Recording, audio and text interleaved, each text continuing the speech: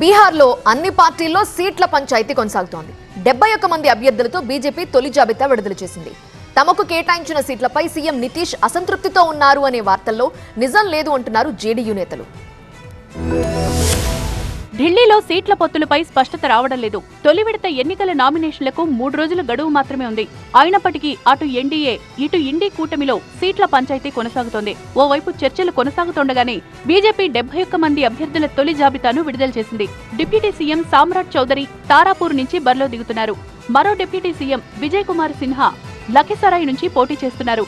BJP JDU జాబితాలో కొన్ని స్థానాలను మార్చాలని అనుకుంటున్నారు. సీట్ల పొత్తులపై సీఎం నితీష్ అసంతృప్తితో ఉన్నట్లు ప్రచారం జరుగుతోంది. అయితే ఇదంతా అవాస్తవమని జేడీయూ నేతలు చెబుతున్నారు. అసెంబ్లీ ఎన్నికల్లో టికెట్ సాధించిన నేతలు సంబరాలు చేసుకుంటున్నారు. మరోవైపు టికెట్ల కోసం నితీష్ నివాసాన్ని ఆశావాహులు ముట్టడించడంతో ఉద్రిక్తత చోటు చేసుకుంది. పరిస్థితిని అదుపు చేయడానికి పోలీసులు లాఠీ చార్జ్ చేయాల్సి వచ్చింది. क्यों नाराज होंगे? देखिए, वो गठबंधन के अभिभावक हैं और एक ऐसे नेता के तौर पर उनकी पहचान है जो सबको लेकर चलते हैं। इसलिए कुछ भ्रामक खबरें जानबूझ करके प्लांट कराई जाती हैं।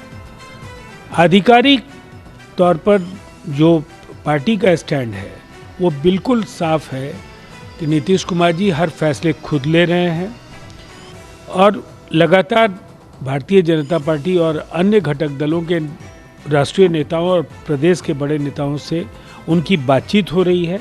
इसलिए कहीं किसी नाराजगी का कोई सवाल ही नहीं उठता है.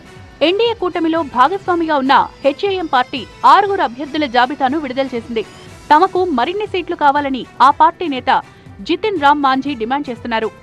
రాధేపుర సీటు నుంచి ఆర్జేడీ నేత తేజస్వి యాదవ్ బుధవారం నామినేషన్ దాఖలు చేయబోతున్నారు. తేజస్వి ఇంకో స్థానం నుంచి కూడా పోటీ చేస్తారని ప్రచారం జరుగుతోంది. మరోవైపు ఢిల్లీలో కాంగ్రెస్ కేంద్ర ఎన్నికల కమిటీ సమావేశమైంది. బీహార్లో పార్టీ అభ్యర్థుల ఎంపికపై చర్చించారు. కాంగ్రెస్ కు 55 సీట్లు ఇచ్చేందుకు తేజస్వి యాదవ్ ఒప్పుకున్నారు. అయితే మరిన్ని సీట్లు కావాలని కాంగ్రెస్ నేతలు డిమాండ్ చేస్తున్నారు.